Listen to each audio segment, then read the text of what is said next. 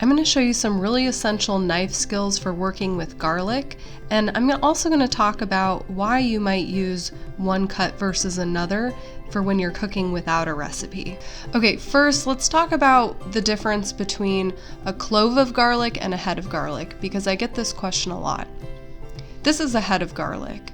All the cloves make up a head of garlic. And what I've done here is I've halved it, so I've cut it in half horizontally down the center.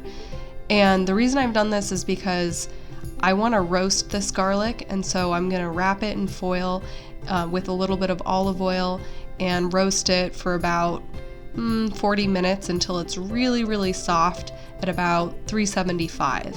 And this is just a really great technique that you can use for cooking.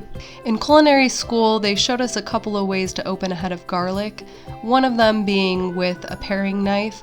Personally, I like to just use a chef's knife and just cut into the head to kind of break it up with my hands. I found it to be the fastest, easiest method. Next, to peel a garlic clove, you can smash it first, which kind of releases the skin, and then just use your fingers. I found it to be the most efficient way for peeling a clove of garlic.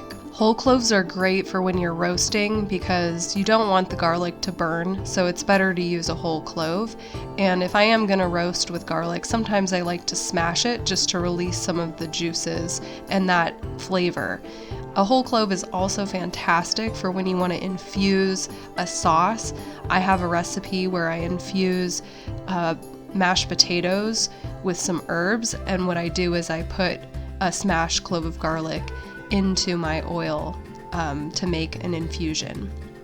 Another really interesting technique that you may not be aware of is where you actually turn the clove of garlic into a paste using the very edge of your knife, pressing down with your fingertips as you're working. And I like to use a little bit of salt because it creates a little bit of friction between the knife and the cutting board to really help mash up that garlic, break down the cell walls.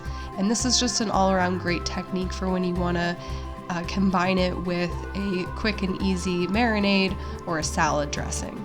Next up, I'm going to show you the most versatile knife skill for garlic, and it's the basic chop. So when you see a recipe call for chopped garlic, that's what this is referring to. It's referring to when we're mincing at various sizes for a recipe. So to get started, keep one end of the blade, the front end of the blade, on the cutting board and lift the heel, so the end towards the handle, up and down in a rocking motion. I like to keep my non-dominant hand on top of the blade just to sort of guide where the blade is going on the cutting board and to kind of help push that blade back down. So it's up, down, kind of like a teeter-totter.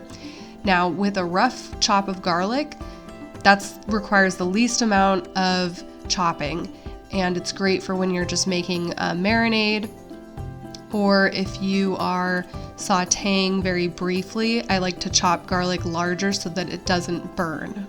Keeping that rocking motion going, and you're going to turn that roughly chopped garlic into a fine chop. The further you go, take it even further and you're going to reach a mince. I like to use minced garlic or finely chopped garlic for when I'm sweating an onion for a curry or for a soup. It's also great as a marinade for chicken.